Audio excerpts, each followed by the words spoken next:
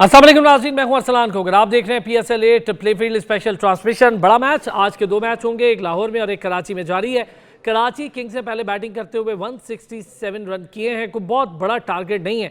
130 run पर उनका एक खिलाड़ी आउट था और पहला खिलाड़ी भी जेम्स विंस था, जो बहुत तेज़ी से खेलते हुए तीसरे ओवर तक खड़े रहे और फिर वो तीसरे ओवर के बाद आउट हुए। लेकिन 3 ओवरों में उनका 32 रन कर गए, वो 27 रन उन्होंने खुद किए।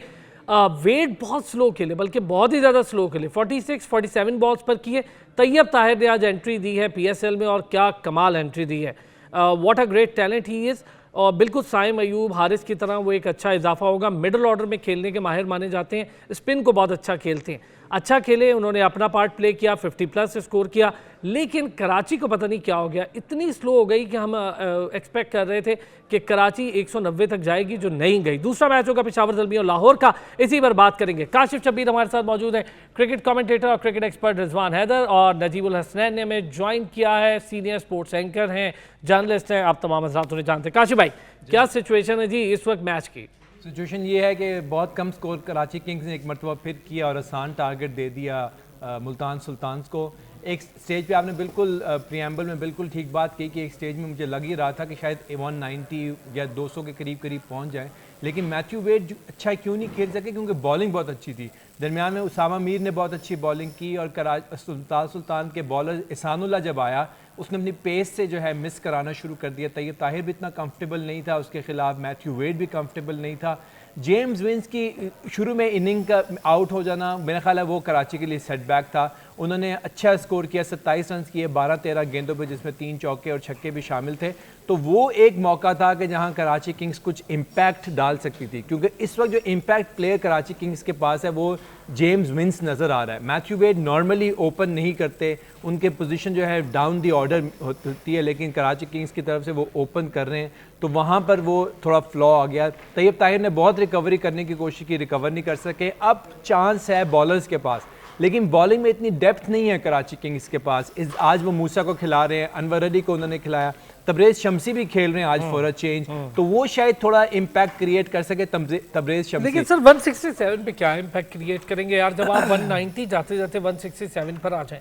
देखें, तबरेज शम्सी में वो एबिलिटी है कि वो थोड़ा अपनी वैरायटी के साथ थोड़ा बैट्समैन को डिस्टर्ब कर सकते हैं। अदरवाइज अगर आप एक्सपेक्ट करें कि आमिर यामीन या मूसा जो है वो कोई इम्पैक्ट क्रिएट करेंगे, तो वो बहुत मुश्किल है। अब दी ऑर्डर जो है इमाद वसीम, वो शायद नई गेंद से एक आध विकेट ऊपर नीचे ले ले, लेकिन जितनी स्ट्रॉन्ग बैटिंग लाइनअप है मुल्तान सुल्तान की, मुझे नहीं लगता कि मुल्तान सुल्तान पे कोई इम्पैक्ट क्रिएट कर सके। और अगर आज का मैच कराची किंग्स हार सकती है, then it is all over for Karachi kings in PSL 8। अच्छा रिजवान भाई, एक मजे की चीज़ ये हुई कि जब शुरू में बहुत तेज़ी से खेले, उसके बाद विकेट लॉस नहीं हुई, लेकिन स्कोर भी उस तरह नहीं बन पाया। हालांकि 130 तक एक खिलाड़ी आउट था। वेट को चाहिए था कि वो रिस्पॉन्सिबिलिटी लेता। तैयब ताहिर तो पहली बार खेल रहा था और लग रहा था कि तैयब ले रहा है, 46 बॉलों पर 59 के करीब था वो, तो अच्छा खेला है, बहुत शानदार खेला है। लेकिन आज आप देखें, अगर अनवर अली को मौका मिला, 4 ओवर्स में उन्होंने 28 रन दिए, एक खिलाड़ी आउट किया एहसानुल्लाह, वही 4 ओवर 22 रन, 2 खिलाड़ी आउट, बाकी फिर किसी ने विकेट नहीं ली। मुल्तान ने खैर बहुत अच्छी बॉलिंग करी, but this is not an excuse. Multan की अच्छी bowling is not an excuse for somebody like Matthew Wade. Matthew Wade senior player है, ओवरसीज़ प्लेयर है। विंस ने पिछले मैच में भी स्कोर किया, तेज़ किया। ये भी कोई जस्टिफिकेशन नहीं है कि जी मैं नीचे का बैट्समैन हूँ ऊपर खेलूँ, तो भाई फिर आप नीचे ही खेल लें। You need to have player जो कि विद द राइट माइंडसेट जाएं। अगर एक यंगस्टर आपके साथ इमर्जिंग प्लेयर आके तेज़ स्कोर कर रहे हैं, तो फिर तो आपकी रिस्पॉन्सिबिलिटी है कि उसका साथ दें, बल्कि उसको गाइड करें, और खुद लीडिंग फ्रॉम द फ्रंट होना चाहिए अच्छे प्लेयर को। ओवरसीज प्लेयर का काम सिर्फ खेलना नहीं होता, उनका काम यंगस्टर्स को गाइड करना भी होता है, ड्रेसिंग रूम में उनकी ग्रूमिंग भी उनका और काम होता है, रिस्पॉन्सिबिलिटी लेना भी। और सबसे बड़ी बात की रिस्पॉन्सिबिलिटी लेना। यहाँ पे आज मैथ्यू वेड ने बिल्कुल रिस्पॉन्सिबिलिटी नहीं ली, और मुझे लग रहा है कि there is no pressure on anybody to win. Players के ऊपर कोई प्रेशर नजर नहीं आ रहा। Either they already lost in their heads कि जी हम तो हार गए, अब तो टूर्नामेंट से बाहर हो गए, और यही अप्रोच उनकी पिछले साल भी थी। अब 170 के ऊपर आप सोच रहे हैं कि मुल्तान में रिजवान को और शान को और रूल रसो को आप मिलर है, रायले रोसो है, बहुत बड़े-बड़े नहीं कर सकते। The only way you can go ahead and win the game is by getting quick wickets. मसला सिर्फ ये है कि आपके पास अटैकिंग बॉलर्स की कमी है। आप आमिर आपका जो था वो बिल्कुल आप वे पास्ट इज बेस्ट था, और आपने उसको भी खिलाया, अब उसको भी आप ड्रॉप करें। आमिर या बीन भी मिलिट्री मीडियम है। एक तबरेज शम्सी जिसने मिडिल ऑर्डर में पावर प्ले में वो बॉलिंग करता नहीं है, और इमाद वसीम के अलावा आपके पास you have nothing in the bowling. ओए होए, ये भी एक मसला। चले जी, नजीब भी हमारे साथ है। नजीब, आवाज आ रही है मेरी आपको? जी बिल्कुल आ रही है। नजीब, क्या हुआ? मैं समझ रहा था 130 पर एक खिलाड़ी आउट था तो बड़ा अच्छा स्कोर 190 हम एक्सपेक्ट कर रहे हैं, बल्कि एक्सपेक्ट से ज़्यादा मैं आपको बताऊं, हम ये 3 हज़रात यहाँ बैठे हैं, शायद और भी बहुत सारे पाकिस्तान में, सारे चाह रहे हैं कि कम से कम जीते कराची यार, कोई गेम में मज़ा आए। ये फिर वही 167 168 उसी के बीच में फंस गए और कराची मुल्तान से खेल रही है। मुल्तान जैसी टीम के सामने आप सिक्योर समझते हैं ये स्कोर जो कराची की बॉलिंग देखते हुए? आप अपना छोड़े, हमारी तो किस्मत देखें, हम जिस टीम को सपोर्ट करते हैं वो ऐसे ही है, चाहे पाकिस्तान हो चाहे कराची की हो। हम दूसरों की मदद पे डिपेंड कर रहे होते हैं कि अब मुल्तान बुरा खेले। वैसे आज मैं आपको बताऊं, फर्स्ट थिंग फर्स्ट, मैंने आज हैदर अली को बहुत मिस किया है। अब आप पूछे क्यों? वेट को आउट नहीं करवाया? वेट को रन आउट ही करा देते। बहुत आला। जिस बुरी तरह वेट खेले हैं, आई एम thoroughly disappointed। मुझे समझ नहीं आ रहा। आई थिंक वेट का ये आखिरी सीजन होगा पीएसएल का, इनको किसी और टीम को भी लेना चाहिए क्योंकि दिस इज जस्ट डिजास्टर। अच्छा नजीब, एक चीज स्ट्राइक रेट से खेला है as an opener, that's criminal. Najeeb, एक चीज इसमें ऐड करें, मैं आप चाह रहा हूँ आप इस पे बात करेंगे, ज्यादा मजा भी आएगा, कलर भी आ जाएगा यार। एरन फिंच को नहीं पिक किया, कर ही लेते, किसी ने नहीं किया था, ये कर लेते, वेड को उसकी जगह लिया। अच्छा मैं एक बात बताऊं, ये एरन फिंच का भी वक्त खत्म हो गया है। हमारे पास उस वक्त ऑप्शन था रहमानुल्लाह गुरबाज का, so we miss the plot. हमें रहमानुल्लाह गुरबाज लेते, हमारी बैटिंग में बड़ी स्ट्रेंथ आ जाती, कीपर का मसला भी हल हो जाता और आपको जरूरत भी थी। खैर 2 पिक्स हैं जिसकी वजह से कराची कमजोर नजर आती है, वो एक मैथ्यू वेड है और एक हैदर अली को हमने प्लेटिनम में ली। सही है, तो अदरवाइज टीम बुरी नहीं है।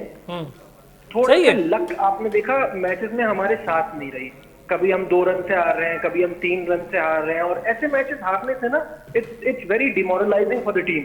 खड़ा होना भी यहाँ से थोड़ा मुश्किल हो जाता है।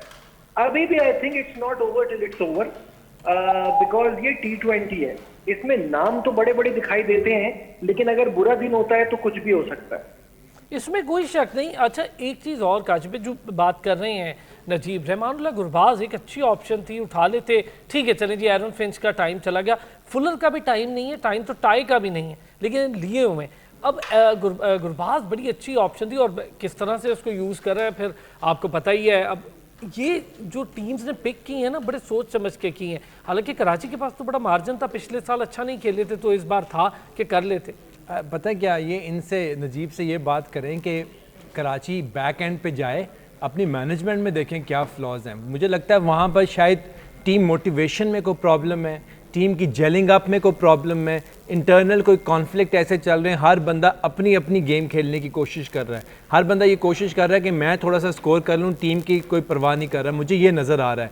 तो ये चीज़ देखने की ज़रूरत है। देखें गुरबाज जो है वो यहाँ पर अच्छा खेल रहा है इस्लामाबाद यूनाइटेड में, क्या पता वहाँ जाके क्या करता, हमें कुछ पता नहीं है। इसलिए शुएब मलिक ने पेशावर ज़ल्मी के ख़िलाफ़ बहुत अच्छा खेला था, बड़े मैचेस जिताए थे, यहाँ जाके शुएब मलिक बिल्कुल स्लो हो गए हैं, वो इम्पैक्ट क्रिएट ही नहीं कर रहे।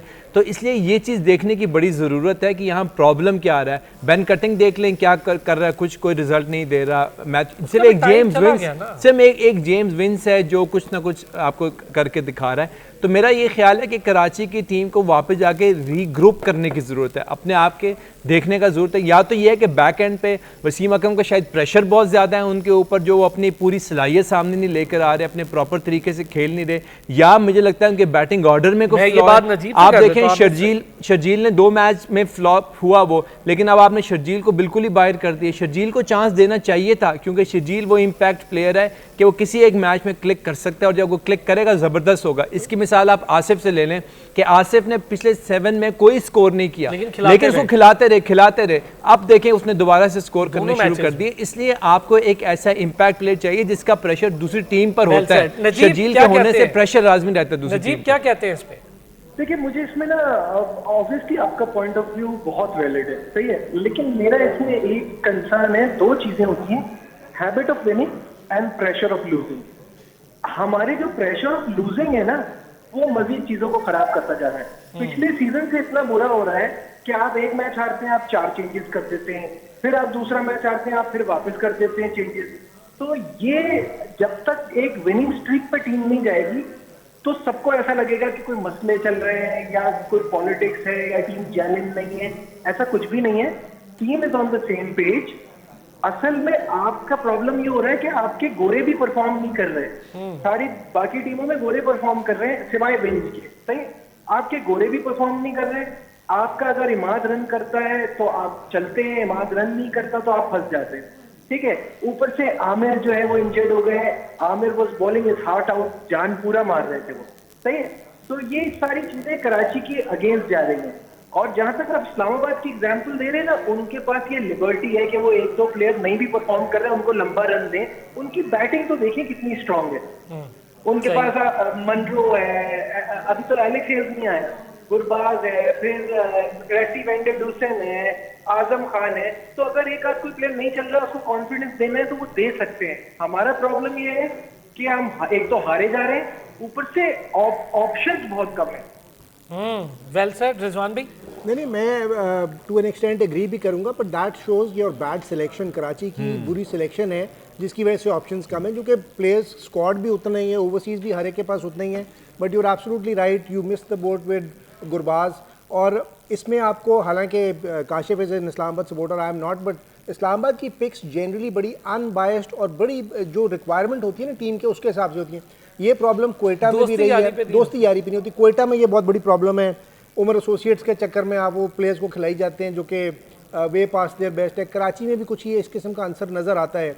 बट कराची का ओवरऑल आई एग्री, स्क्वाड अच्छा है लेकिन वो जेल टुगेदर नहीं हो रहा। जहाँ तक आपने मोहम्मद आमिर की बात की, जान तो वो अपनी पूरी लगा रहा था, बस बोलेंगे heart out, I don't disagree, लेकिन उसकी जान अब रह थोड़ी गई है।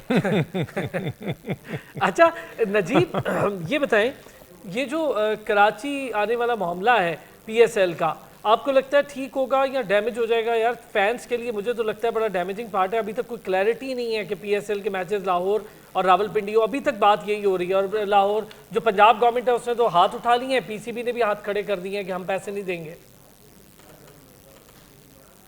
नजीब, मेरी आवाज आ रही है? आपको मेरी आवाज आ रही है? जी बिल्कुल आ रही है, बिल्कुल आ रही है। जी, मैं ये कह रहा हूँ कि मुझे लगता भी ऐसा है और मेरी दुआ भी है कि बाकी मैचेस पिंडी और लाहौर में हो। एक तो ये कि सारे फैंस को मौका मिले अपने स्टार्स को देखने का, ये एक्शन वहां पे भी हो जैसे यहाँ हुआ। और दूसरा, आप लोगों को भी लोग परेशान करें ना टिकट के लिए, सिर्फ हम ही को क्यों करें? बहुत सख्त हो रहे हैं, बहुत सख्त हो रहे हैं नजीब, इस वजह से परेशान। ये सवाल मुझसे भी पूछें आप। काशिफ भाई जो है ना, इनको तो ये कमेंट्री कर रहे हैं पीएसएल की, तो इनको भी साथ साथ लोग तंग कर रहे हैं। नहीं, ये देखें, मैं तो समझता हूँ कि ये बड़ा ही अनफॉर्चुनेट पार्ट है, ख़ासतौर पर जब गवर्नमेंट के दो इदारे आपस में लड़ रहे हैं और यही फैसला ना हो सके कि सिक्योरिटी किसने प्रोवाइड करनी है।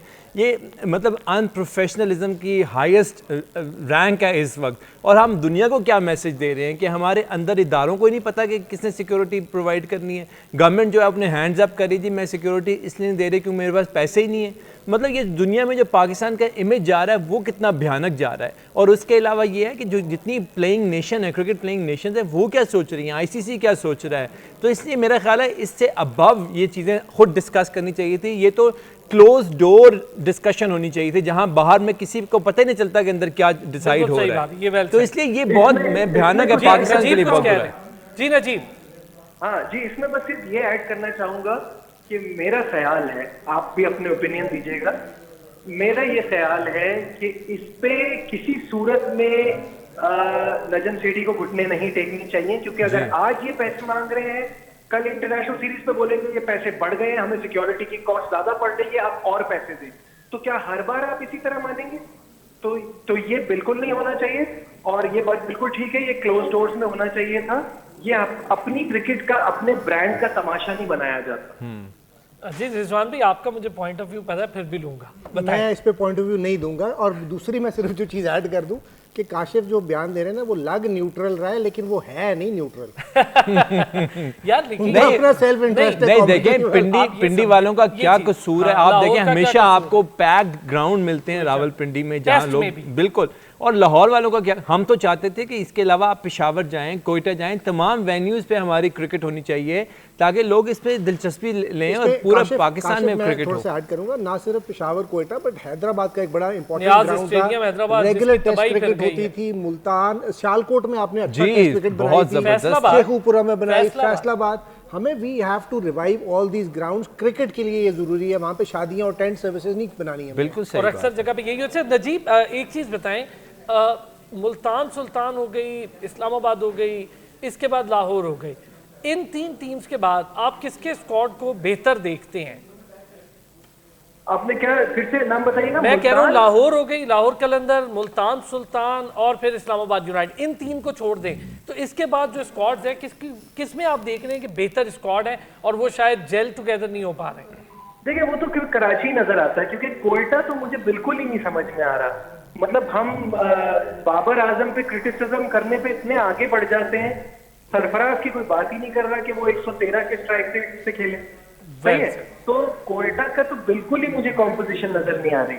अगर कोई टीम इनके बाद बेटर है या हो सकती है वो कराची है, क्योंकि मुझे पेशावर में भी लग रहा है कि उनकी बॉलिंग में भी थोड़ा सा वो है और बैटिंग भी उनकी एक जैसे प्लेयर्स बन जाते हैं। अगर शुरू में आपको हारिस परफॉर्म ना करे तो फिर वो भी 150 की टीम नहीं है। मैं अग्री, इस बात से तो मैं नहीं, अग्री। ये बात ठीक है कि थोड़ा सा 150, वो भी कोयटा वाला तो मसला इससे भी बिल्कुल अलग है ना। इस सरफराज पे हमें करनी चाहिए काश भाई बात, वाकई सही बात है कि बाबर आजम पे इतनी हो रही है, सरफराज पे भी हो रही है। देखें कोयटा की तो मैं बिल्कुल 100% एग्री करता हूँ कि कोयटा की टीम जो है वो बहुत ही मीडियोकर है। उसमें सिर्फ जेसन रॉय है, जिस दिन जेसन रॉय चलेगा तो उस दिन शायद आप अच्छा स्कोर ले लें। लेकिन अगर पेशावर ज़ल्मी को आप देखें तो बाबर आजम के साथ है हारिस के बाद है सैम अयूब के बाद पोलार्ड है, उसके बाद नीशम है और ओडियन स्मिथ है। ये वो प्लेयर मुल्तान में और सैम अयूब कितना चले?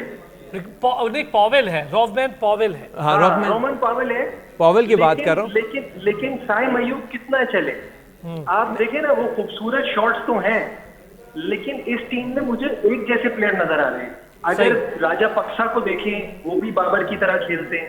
सही है, कोई ऐसी टीम नजर नहीं आ रही जो गेम को बदल दे। हाँ, या तो उनका अच्छा दिन होगा तभी वो अच्छा करेंगे। नहीं देखें, ऊपर से आपको हारिस, कैडमोर ऊपर से आपको हारिस, कैडमोर और साइम अयूब 3 ऐसे प्लेयर्स हैं जो आपको अच्छे रन रेट पे स्कोर करके दे सकते हैं। तो उसके बाद फिर बॉलिंग में वहाब को जितना मर्जी आप कह दें कि वहाब जो है वो बॉलर नहीं रहा, लेकिन उसका एक्सपीरियंस इतना है कि वो कंट्रोल कर सकता है। उसके बाद मैं बिल्कुल भी नहीं कहूंगा, मुझे तो वहाब बहुत पसंद है। मुझे अभी भी लगता है कि डेथ ओवर वहाब बहुत अच्छे करा। तो मुझे ये लगता ही है कि कराची किंग्स से बेहतर नज़र आ रही है पेशावर ज़ल्मी, और शायद पेशावर ज़ल्मी वो चौथी टीम होगी जो क्वालिफाई करेगी फॉर द क्वालिफायर्स। लेकिन कराची किंग्स में, coming back to Karachi kings, मुझे ये लगता है कि कराची किंग्स की जो सिलेक्शन है ना, वहाँ बहुत बड़ा फ्लॉ है। आप लोगों ने टीम का कॉम्बिनेशन अच्छा नहीं बनाया, ऑप्शंस बहुत कम है। जी, कॉम्बिनेशन आपने अच्छा नहीं बनाया। यही सरफराज के हवाले से पहले थोड़ी सी बात कर लेते, चल निकलिए। देखिए 2016 से अब तक वो कप्तानी कर रहे थे, 77 वही हम डिस्कस कर चुके हैं मैचेस की कप्तानी कर चुके हैं, 37 उन्होंने जीते हैं, 39 हारे हैं। अब सरफराज का भी कंपैरिजन करें, उन्होंने तो कह दिया जी वो तो ताहयात मुझे लगता है वहाँ कैप्टन रहे। किस तरह चलेगा मामला, मतलब किस तरह उठान होगी उस फ्रेंचाइज की? सर उसकी देखिए, you have to go back to the drawing board. बहुत सारी टीमों के लिए रिक्वायरमेंट होती है। एक सीजन अगर बुरा भी गुजर जाए ना तो they can always make a comeback, लेकिन आपके कंसिस्टेंटली 2 या 3 सीजन बुरे जाएं तो फिर आपको सोचना पड़ता है कि जी हमारा फ्लॉ है क्या। और जब तक आप अपने अंदर झांक के नहीं देखेंगे, उसके गिरेबान के होता है, किसके होता है, गिरेबान, जब तक आप अपने अंदर खुद अपना सेल्फ एनालिसिस नहीं करेंगे, अपना ऑडिट नहीं करेंगे, ये प्रॉब्लम्स रहेंगी। नजीब शायद सही कह रहे हैं कि उनको स्क्वाड टेक्निकली कराची का बेहतर लगता है पेशावर ज़ल्मी से, लेकिन द प्रॉब्लम इज़ कि आज के मैच के बाद कराची के लिए क्वालिफाई करना उतना ही मुश्किल हो गया। हालांकि लाहौर के साथ मैच है पेशावर का अगला, वो भी मुश्किल लग रहा है, but end of the day game in hand के साथ आपको रन रेट भी उनका बेहतर है। कराची में भी बेशक आप पेशावर की बात करें कि उसमें एक जैसे 2-3 प्लेयर्स हैं, राजा पक्षे, बाबर आजम, लेकिन 2-3 स्ट्रोक प्लेयर्स हैं। साइम अयूब भी एक आध मैच में चले हैं, ज़्यादा कंसिस्टेंट नहीं अभी तक आए। एक्सपीरियंस की भी कमी है हारिस और साइम की वजह से, बट एटलीस्ट यंगस्टर्स हैं, यंग ब्लड है। मुझे कराची की जो एक और चीज़ समझ नहीं आती, मुझे बहुत पसंद आया था पिछले साल प्लेयर कासिम अकरम। आप मुल्तान को देखें, 2-2 इमर्जिंग प्लेयर्स के साथ जा रहे हैं, पेशावर 2-2 इमर्जिंग प्लेयर्स के साथ जा रहा है। आप लोग अपने इमर्जिंग प्लेयर्स को छुपाते हैं। आज आपने बच्चे को खिलाया, उसने परफॉर्म किया। कासिम अकरम को भी पिछले साल आप छुपा रहे थे, बीच में जब उसको मौका मिला ही perform really well, but where is he right now? आप क्यों नहीं उनको खिलाते? नजीब से पूछे ना, ये नजीब से ही सवाल है जी। नजीब, कासिम अकरम का आप क्या, आपकी नजर में क्या मामला? हालांकि वो बड़ा अच्छा प्लेयर है, उसको मौका मिलना चाहिए। जी मैं वही कह रहा हूँ ना कि ऑलरेडी हम इतनी चेंजेस कर रहे हैं। I don't want to be in somebody shoes जिसने कराची की टीम बनानी होती है मैच डे पे, क्योंकि आपको इतनी परेशानी है किसको खिलाएं किसको ना खिलाएं, ऑप्शंस आपके पास वैसे ही कम, और उसके बाद आपको ये डर कि ये मैच हारे तो कहीं बाहर ना हो जाए, अगला मैच हारे तो कहीं बाहर ना हो जाए। ये जो, और आप लोग जो टीम की सिलेक्शन की भी बात कर रहे हैं ना, ये मैं कहूंगा इस सीजन नहीं, ये पिछले सीजन इतनी बुरी बनी कि इसको ठीक करते करते अभी 2 सीजन लगेंगे, क्योंकि आपके पास ड्राफ्ट में इतने ऑप्शन नहीं होते। आपका जब नंबर आता है, आपकी बारी आती है, जो आप सोच रहे होते प्लेयर को कोई और ले जा चुका होता। तो पिछले सीजन की जो खराब टीम बनी थी उसको ठीक करने में अभी हमें वक्त लग रहा है। लेकिन नजीब, मैं ये समझता हूँ नजीब, 500 के करीब आपके पास फॉरेन प्लेयर्स थे, फिर दूसरा फुलर जो है, टाई जो है, क्या इनको लेना कुछ जस्टिफाइबल बात है? इनको तो खुद पिक कर सकते थे ना, नहीं करना होता देखिए तो ना करते। आपका पॉइंट बिल्कुल ठीक है, लेकिन ये भी समझे कि कराची ने सिर्फ उन प्लेयर्स को कंसिडर किया है जो आपके पास अवेलेबल है। बाकी आप बड़े बड़े प्लेयर्स ले आते हैं, लेकिन वो 2 मैच के लिए आते हैं, 3 मैच के लिए आते हैं। अब देखिए कोयटा से जहां कोई हार के बारे में पूछता है, उनका एक ही एक्सक्यूज है कि हसरंगा नहीं आया। तो आपको ये सब उस वक्त तो जाहिर है किसी को पता नहीं था, लेकिन आपको ये सब देखना पड़ता है कि अवेलेबल भी तो हो। फिर बड़ा प्लेयर मुझे पेपर पे लिखा हुआ अच्छा थोड़ी लगेगा। हाँ ये बात तो है। चलें एक छोटा सा ब्रेक लेना है जी। ब्रेक से वापस आते हैं तो बात यहीं से शुरू करेंगे, और अब ज़रा बात करेंगे लाहौर कलंदर और पेशावर ज़ल्मी वाली बात पर, क्योंकि कराची का मामला तो तकरीबन मुझे लग रहा है एक खिलाड़ी आउट हुआ है, 41 रन पे 5 ओवर हुए हैं, तो एक आउट कर दिया और वो भी शान मसूद है। चलें बड़ी बात हो गई, वापस आते ब्रेक से।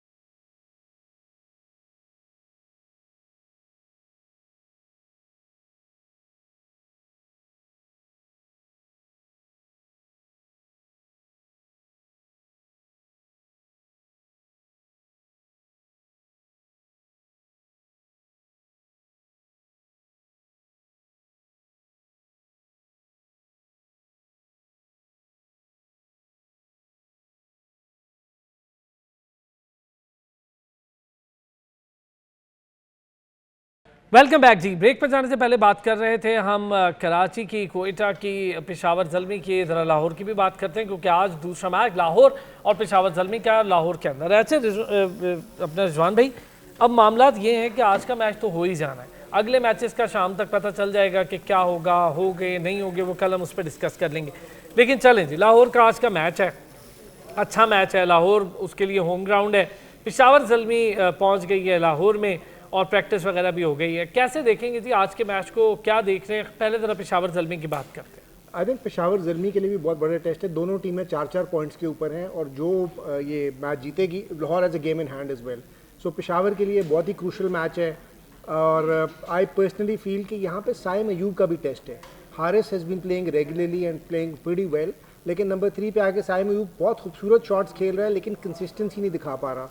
सो यहाँ पे उसका अच्छा टेस्ट होगा, एंड आई होप कि पेशावर जो है वो अच्छा compete करे लाहौर के साथ। 4-4 पॉइंट्स है, जो टीम ये मैच जीतेगी वो 6 पॉइंट्स पे 3rd पोजीशन अपनी तकरीबन सिक्योर कर लेगी। स्पेशली अगर लाहौर जीतती है तो वो with a game in hand और 6 पॉइंट्स, तो वो ऑलमोस्ट कंफर्म हो जाते हैं ऊपर की 3 टीम्स। पेशावर के लिए भी there still not out of the game, out of the tournament, और अगर वो अच्छा खेलते हैं, कम्पीट करते हैं, बाबर को भी तेज़ खेलना पड़ेगा। मुझे पेशावर ज़ल्मी में जो एतराज़ात है ना, एक तो साइम का, मैंने कहा Babar has to play more like Rizwan, थोड़े से 140, 140, 50 वाले स्ट्राइक रेट पे। पिछले मैच में जब 70 6 ओवरों में स्कोर था और फिर हारिस आउट हुआ 40 बना के, तो बाबर ने बिल्कुल रिस्पॉन्सिबिलिटी नहीं ली। वो एज अ प्लेयर खेल रहा था, उसको एज अ कैप्टन खेल के दिखाना पड़ेगा। पता चलना चाहिए कि यार ये कप्तान साहब हैं, ये लीड कर रहे हैं, ये गाइड कर रहे हैं प्लेयर्स को, ठीक है किसी और साइड पे नहीं चले, लेकिन बाबर को स्ट्राइक रेट अपना इंप्रूव करना चाहिए था, ताकि नए प्लेयर, आने वाले प्लेयर्स के ऊपर प्रेशर ना पड़े।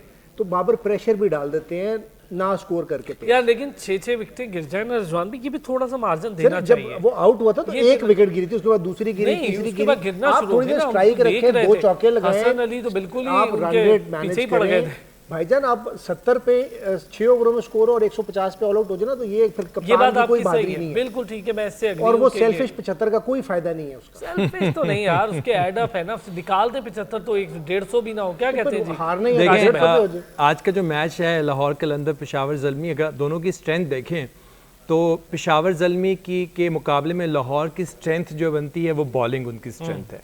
और अगर पेशावर ज़ल्मी पहले स्कोर कर ले और अच्छा स्कोर कर दे, 175 180 कर दे, तो वो प्रेशर क्रिएट कर सकती है on Lahore Qalandar, because Lahore Qalandar does not have a very strong batting line up. वो ज़्यादा डिपेंड कर रहे हैं फ़खर ज़मान के ऊपर। और एक ये भी खबर है कि अब्दुल्ला शफीक इंजर्ड थे, थोड़ा बीमार थे, जिसकी वजह से वो नहीं खेल रहे थे।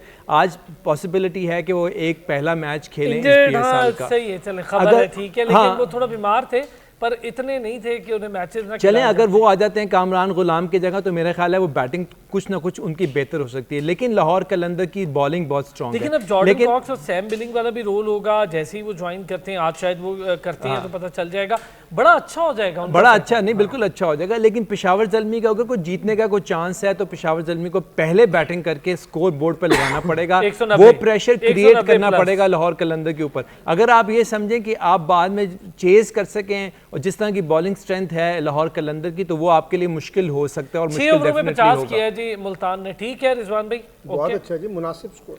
मुनासिब, और एक खिलाड़ी नहीं, क्योंकि मुनासिब इस वजह से है ना, क्योंकि 167 आप चेज कर रहे हैं और अभी वो खेल रहा है, रिजवान खेल रहा है। और अभी हम ऑफ एयर जब हुए थे तो यही बात कर रहे थे कि वो ऐसा प्लेयर है कि वो घसीटता जाता है, स्कोर को लेकर आगे जाएगा। और फिर वो अपना स्ट्राइक रेट भी बेहतर कर लेगा लेकिन ना, उसको जो एडवांटेज हासिल है वो राइलर रूसो का और मिलर किलर का एडवांटेज हासिल है, क्योंकि वो ऐसा स्ट्राइक रेट बढ़ाते हैं जहां पर रिजवान उनको एक सपोर्टिंग रोल दे सकता है, कि एंकर का रोल एक साइड से दे सकता है, दूसरी साइड से वो प्लेयर्स जो हैं वो आगे लेकर जा सकते हैं। अच्छा, ये सलीस उर्दू में बात किया, घसीटते जा रहे नहीं, टीम को लेके चलते हैं। आहा, क्या बात, सलीस, घसीटते से ज्यादा आसान ज्यादा हुआ है। ये क्रिकेटिंग वर्ड है ना, ये क्रिकेटिंग वर्ड। चलें माजरत खाऊं मैं आपसे जी, गलत नहीं।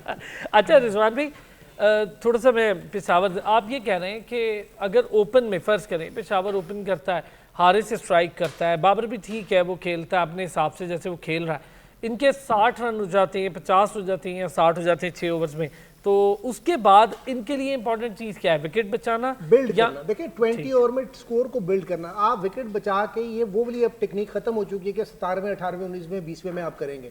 आपको अगर 6 ओवरों में 60 या 70 मिलता है तो आप 210 215 को टारगेट करें। यहाँ पे 180 170 is not a defendable score. हमारी फटा विकटें हैं, T20 की विकटें हैं, बॉलर्स के लिए बीच में there is nothing in it, there is no help for the bowlers. ना बॉल स्विंग करती है, ना सीम करती है, ना स्पिनर की ज़्यादा मूव करती है, until unless you are a brilliant bowler. तो जब विकेट ही ऐसी है तो फिर आपको 180 190 नहीं, आपको 200 टारगेट करना है और उसके लिए आपको कंसिस्टेंटली अच्छा खेलना पड़ेगा। अच्छा जी, इस वक्त ज़रा वापस आता हूँ इसी मैच पे। यार आज के मैच में क्या हो सकता था कि जो कराची कर सकती थी और क्या नहीं हुआ? वेड को छोड़े, अगर वेड ने नहीं किया, लेकिन ये चीज़ है कि वेड 47 बॉल ज़ाया कर गया, 47 बॉल्स पे 46 किया, तो उसके बाद आप ये समझते हैं कि शोएब मलिक की जगह उन्हें नहीं, किसी और को नहीं खिलाना चाहिए? नहीं, शोएब मलिक को नहीं आना चाहिए था, इमाद वसीम को वहां पर आना चाहिए। यही बात कि इमाद वसीम को आना चाहिए था या शोएब मलिक को? आपने इमाद वसीम को बिल्कुल आना चाहिए था। लेकिन देखें ना, आपके जो ड्रेसिंग रूम में बैठे हुए हैं, इतने गुरु बैठे हैं क्रिकेट के, वो मैसेज भेजें अंदर, मैथ्यू वेड को मैसेज भेजें कि भाई खेलो या बाहर आओ, एक काम करो दोनों में से। रिटायर करवा देना। नहीं, रिटायर तो खैर नहीं करवा सकते, लेकिन मैथ्यू वेड को आप बाहर तेज खिलवा सकते अच्छा, हैं। लेकिन उसमें पहले रैश मैच में शॉट वो खेले बहुत आउट हो तेज जाए। खेला था, इसमें उसे पता नहीं क्या हो गया। लेकिन पहले में तो बहुत तेज खेला था। देखें मैथ्यू वेड अगर स्लो खेला है तो उसकी ये वजह नहीं है कि मैथ्यू वेड जान के स्लो खेला है, बॉलिंग अच्छी हो रही थी। उसामा मीर ने बहुत अच्छी बॉलिंग की है, एहसानुल्लाह की पेस जो है वहां पर वो बीट कर रहे थे। अनवर अली ने वेरिएशन के साथ बॉल की, और बॉल अनवर अली की ज्यादा बॉल रही है away from the body, off stump के अराउंड उसने गेंद किए, वाइड और 4th स्टंप के दरमियान बॉल की, जहां पर मारना जो है मुश्किल हो जाता है। अच्छा, अनवर में ये है कि स्विंग भी करता है बहुत अच्छी, और इन स्विंग तो बहुत ही अच्छी। और मैथ्यू वेड ने तो आज एक ही शॉट पकड़ी हुई थी, रिवर्स स्वीप, 2 उसने चौके मारे रिवर्स पे, फिर उन्होंने एक फील्डर ले लिया, वो फाइन लेग और स्क्वायर लेग के दरमियान फील्डर खड़ा कर दिया, जिसने वो सारी उनकी शॉट्स जो है वहां पर ब्लॉक कर दी, और उन्होंने मारी भी वहीं। Let me disagree again.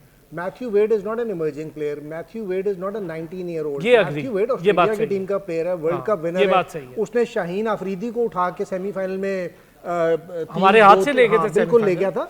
सो अगर आप नहीं कर सकते, आपसे नहीं हो रहा, तो फिर आप अग्रेसिव स्ट्रोक्स खेलें, उसमें बेशक आप कैच हो जाएं, बोल्ड हो जाएं या आपकी शॉट लग जाए। और ये इस फॉर्मेट में फॉर्म इसी तरह वापस आती है कि you have to go out and play.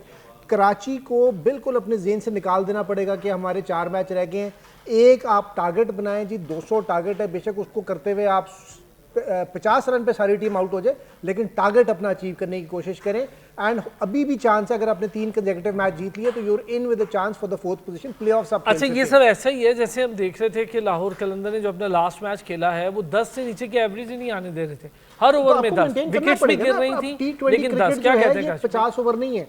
50 over में तो आप कर सकते हैं जी, ये हमारा फेज है, इसमें हमने बिल्ड करना है, इसमें हमने aggressive करना है। देखिए, मैंने अभी नजीब के साथ यही मैं बात कर रहा था कि आपका प्रॉब्लम ऑन ग्राउंड नहीं है, आपका प्रॉब्लम पीछे ड्रेसिंग रूम का इशू है। वहाँ पर मेरा ख्याल है कम्युनिकेशन सही नहीं हो रही, वहाँ पर जो जेलिंग आप ड्रेसिंग रूम में होती है वो नहीं हो रही, आप कॉन्फिडेंस नहीं दे रहे। कप्तान का, देखिए, कप्तान का, मैनेजमेंट का काम नंबर 1 ये होता है कि आप प्लेयर्स को कहीं जाके अपनी परफॉर्मेंस हो, अपनी गेम खेलो। दूसरी बात ये कि गेम को इंजॉय करो, ये गेम को इंजॉयमेंट नहीं हो रही। पिछले मैच में 2 ओवर्स अपने इमाद वसीम ने रोक लिए, इसलिए रोक लिए क्योंकि वहाँ पिटाई हो रही थी, तो उसने कहा कि बजाय इससे कि मैं भी जाके मार खाऊं, मैं अपने 2 ओवर्स रोक लूं। वहाँ कैप्टन तो छुपना होता है, बिल्कुल छुपना होता है, उसको आके front, leading from the front वाला रोल अदा करना चाहिए था। इस मैच में फिर वही बात हो गई, शुएब मलिक को भेजने की बजाय इमाद वसीम खुद आता, जो कि इन फॉर्म बैट्समैन है, वो आके 8-10 गेंदों को भी अगर 2 आउट हो गए जी, 2 आउट हो गए, रायले रोस्सो भी आउट हो गए, डेविड मिलर खड़े हैं, रिजवान के साथ 2 आउट हुए, 61 पे 7 ओवर हुए। देखिए, अगर 2 आउट हो गए तो यहाँ पर थोड़ा इग्रेशन शो करना पड़ेगा इमाद वसीम को। इग्रेशन के लिए आपको फील्ड ऐसी कॉम्पैक्ट करें, थोड़ा अंदर लेकर आएं। अगर 4 फील्डर की अंदर आ सकते हैं तो एक एक्स्ट्रा फील्डर अंदर लाकर थोड़ा प्रेशर क्रिएट करें। मुझे ये लगता है क्योंकि रिस्क लें, यहाँ पर थोड़ा आउट ऑफ बॉक्स जाना पड़ेगा, क्योंकि अगर आप विकेट लेंगे तभी आप मैच जीत सकते हैं। अगर आप समझे कि आप 167 को कंटेन कर लेंगे मुल्तान सुल्तान को, तो ये मुमकिन नहीं है। वो सिर्फ उस वक्त कंटेन करते हैं जब काशिफ और रिजवान दोनों इकट्ठे बैटिंग कर रहे हो, तो फिर शुरू हो जाएगा काम। अच्छा, लेकिन मुझसे बचें आप, क्या एक्सपेक्ट कर रहे हैं? आमिर यामीन से अच्छे ओवर कर गया यार, 3 ओवर 24 रन, कोई विकेट नहीं, ठीक है, अच्छे ओवर कर गया। शुएब मलिक इस वक्त ओवर 1 कर चुके हैं और 1 विकेट शुएब मलिक ने लिए, 3 ओवर 12 रन देखे, शुएब मलिक ने लिए 1 विकेट, यानी रायले रोस्सो 3 में अगर आपने 24 रन दे दिए 8 की एवरेज से, तो आपने रन दे दिए। रिक्वायर्ड आपका रन रेट भी 8 ही है। शुएब मलिक ने पिछले मैच में बहुत अच्छी बॉलिंग की, लेकिन आप देखें ना, शुएब मलिक को आपने खिलाया ही नहीं, बॉलिंग ही नहीं करवाई पहले मैचेस के अंदर, तो अब आपने उससे बॉलिंग करवाई। ये बहुत अच्छा है, शुएब मलिक बॉलिंग करा रहा है। गोडे रह जाते हैं ना, हर मैच में नहीं 4-4 ओवर करा सकते। अच्छा, लेकिन अभी शमसी ने करने हैं ओवर, आज वहां भी इम्तिहान होगा शमसी का, क्योंकि शमसी को क्या संभाला भाई, जरूरत के वक्त काम आएगा। अब वो मैंने आपसे कहा था बैंक में जमा कराएंगे, अब उनको कराएंगे। मुझे ये लगता है शमसी के ओवर निकालेंगे ये लोग 8 ओवर्स के बाद, क्या 8 से लेके तो 13-14 ओवर के बीच। आपको ये बता दूं कि जो विकेट है ना आज की, वो बहुत ज्यादा फास्ट विकेट नहीं, थोड़ा स्लोअर साइड पर है, वहाँ फंस के आ रही है। जितनी तेज गेंद आती है ना, उतना ज्यादा खेलने में आसानी हो रही थी वहां पर, तो इसलिए स्लो बॉलर्स फायदेमंद होंगे। शुएब मलिक भी थोड़ा फंसा के रखेगा, तबरेज शमसी डेफिनेटली इनको यहाँ पर फंसाएगा। बाकी मैचेस मेलबर्न में हो रहे थे जो लेकिन विकेट टू विकेट फर्क होता है यार, एक विकेट तो नहीं होती ना, 8-9 विकेटें होती हैं। मैं तो वैसे ऑन अ लाइटर में, आप सीरियस हो जाते हैं यार, आपका समझ नहीं अच्छा आता ना कौन सा लाइटर है कौन सा हार्डर तैयब ताहिर को बतौर इमर्जिंग और एंट्री देखें, आज समझ लें आप उसने डेब्यू किया होगा पीएसएल का, कैसा लगा तैयब ताहिर की गेम आपको? रिजवान भाई पहले। बहुत खूबसूरत जी। देखें, यंगस्टर्स को 2 चीज़ों का प्रेशर होता है। एक मैं ये पता है क्यों पूछ रहा हूँ, इसका थोड़ा सा कंपैरिजन बंगल जई के साथ। बंगल जी की और बात है, देखिए यंगस्टर के पास एक प्लेटफॉर्म होता है अपने आप को टैलेंट को शोकेस करने का, और ये बड़ी उस पर अगर वो डर गया, प्रेशर सस्टेन ना कर सका, 2-3 ही चांसेस मिलते हैं, इससे ज्यादा चांसेस मिलते नहीं है। अग्री। और बगैर प्रेशर के खेलो, सब चीजें दिमाग से निकाल दो, just go look at the ball and see what you can do your best. उस पे जो बच्चा प्रेशर संभाल लेता है वो फिर सस्टेन भी करते हैं, क्योंकि बड़ा छोटा सा फर्क होता है लोकल लेवल क्रिकेट या फर्स्ट क्लास क्रिकेट से जब आप इंटरनेशनल लेवल या इस लेवल पे आते हो इंटरनेशनल प्लेयर्स के साथ। उसमें सिर्फ गेम खेलना सबको आता है, ये हम नहीं कहेंगे कि खेलना नहीं आता, वो सारे खेल के आए होते हैं, फर्स्ट क्लास में लिस्ट ए में खेल के आए होते हैं, बट जो इंटरनेशनल का टीवी का प्रेशर होता है वो जो सस्टेन कर ले वही फिर अच्छा प्लेयर बनता है। अच्छा, अगर आप मुझसे पूछें तैयब ताहिर में मैं सिर्फ ये आपसे कि 46 पर 65, 8 चौके और 1 छक्का। अच्छा, तैयब ताहिर की जो क्वालिटी है, एक तो जिसके लिए मशहूर थे, आज मैंने देखा स्पिन को अच्छा खेलते हैं, मिडिल ऑर्डर में ऐसा प्लेयर हमें पाकिस्तान में भी चाहिए और ज़ाहिर लीग में तो चाहिए। देखें, मुझे लगा ये है कि तैयब ताहिर के जो प्लस चीज़ है वो एक तो ये आपने बोल दिया कि स्पिन को बहुत अच्छा खेलते हैं। दूसरी बात ये है कि वो गैप्स निकालने में बहुत अच्छे माहिर हैं। उनकी सारी शॉट्स वहाँ जा रही थी जहाँ पर गैप्स मौजूद थे। और एक जो उनमें मुझे फ्लॉ नज़र आया है, पता नहीं शायद क्योंकि नया है, आज डेब्यू किया है, ऑफ साइड पर थोड़े से कच्चे हैं। वो ऑफ साइड की शॉट्स उतनी स्ट्रेंथ से नहीं मारे मोहम्मद रिजवान की तरह नहीं, मोहम्मद रिजवान से तो बेहतर है, लेकिन ऑफ साइड पर थोड़े से कच्चे हैं, लेग साइड पर थोड़े वो पक्के हैं। और जब पेस ज़्यादा पेस आती है वहाँ पर लाइन को मिस भी कर देते हैं। तो ये थोड़े बहुत फ्लॉज हैं जो कि पहले मैच में डेफिनेटली होती है, प्रेशर भी आपके ऊपर होता है। लेकिन ओवरऑल देखें, काशिफ इतना डीपली एनालाइज नहीं करते, बच्चा है, पहला मैच है। नहीं, ओवरऑल अगर देखें तो बड़ा ही अच्छा पैकेज है, पाकिस्तान के लिए बड़ा अच्छा है और पाकिस्तान के लिए आगे जो है ये अच्छी स्ट्रेंथ बन सकते हैं। अब ज़रा आए हैं जी दोबारा वापस लाहौर और पेशावर पे। अच्छा, जमान ने ये कहा है कि बाबर आजम को आउट करना मेरा टारगेट। ऑब्वियसली बाबर आजम दुनिया का बड़ा तरीन प्लेयर है, हर बॉलर की ख्वाहिश होती है कि आउट करें और ज़रा खुश हों। तो इंटरनेशनली भी बहुत सारे बॉलर्स आपको कहते हुए दिखाई देंगे। जमान किस तरह का आपको टैलेंट लगता है और कितना शानदार तरीके से उसने शोकेस भी किया अपने टैलेंट को। अच्छी चीज़ ये हो गई कि एक ही सीजन से टीम में नहीं आ गया, थोड़ा खेलेगा अच्छा, उसको पता लगेगा। ये सबसे अच्छी बात है कि उसको बहुत जल्दी आपने चांस नहीं दिया नेशनल स्क्वाड में। उसको भी डोमेस्टिक खिलाने की बहुत ज़्यादा ज़रूरत है। जहाँ तक कॉन्फिडेंस का ताल्लुक है, बहुत ज़्यादा कॉन्फिडेंट प्लेयर है, अपने ऊपर एतमाद करता है। और अच्छी बात यह है कि कप्तान भी उसके ऊपर एतमाद करता है। देखें, जो स्लिंगी एक्शन होता है ना, इस स्लिंगी एक्शन के साथ आपको पेस बॉल को उठाना, बाउंसर कराना थोड़ा मुश्किल होता है, क्योंकि आप साइड से बॉल लेके आते हैं, ऊपर से बॉल नहीं ला रहे होते। तो स्लिंगी एक्शन से वो बाउंसर भी मार सकता है, वेरिएशन भी उसके पास है। और सबसे अच्छी बात ये कि डेथ ओवर का वो बॉलर है। आखिर में अगर आप आखिरी ओवर उसको दें तो बड़े कॉन्फिडेंस के साथ, बड़े दिल के साथ करता है। तो ये पाकिस्तान के लिए बड़ा अच्छा है। लेकिन अभी पाकिस्तान स्क्वाड में मेरा ख्याल है उसका हिस्सा नहीं बनता, ना उसकी जगह बनती है। अभी थोड़ा सा इसको टाइम देना चाहिए, थोड़ी मैच्योरिटी आनी चाहिए। और जो हम एहसानुल्लाह की बात कर रहे हैं ना कि भी पाकिस्तान का स्क्वाड बनता है, उसको भी एक आध साल मजीद दें, मजीद निखरने दें।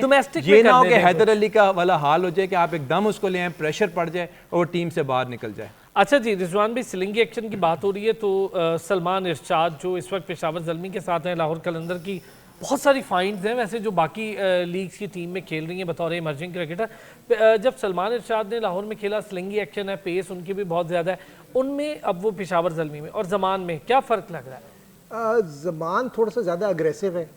जमान के पास ये पोटेंशियल है कि स्पीड का उसके पास ज़्यादा है और पर बाउंस बॉल एक वर्ड अगर थोड़ा सा मैं कहूँ कि एक्यूरेसी में जमान में एक्यूरेसी बिल्कुल, उसमें कोई शक वाली बात नहीं। लेकिन जहाँ तक जमान की आप वो दूसरी बात कर रहे थे ना कि उन्होंने अपना टारगेट बाबर आजम रखा हुआ है, भाई यार इन चीज़ों पर नहीं जाते, अपनी गेम डेवलप करो और it's a team game.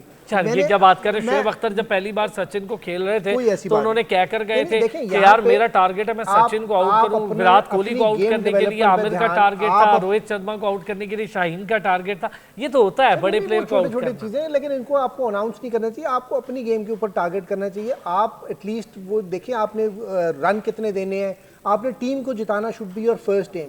Your the target is for Lahore to reach the qualifying, the same is the target for Peshawar and Karachi and Quetta right now.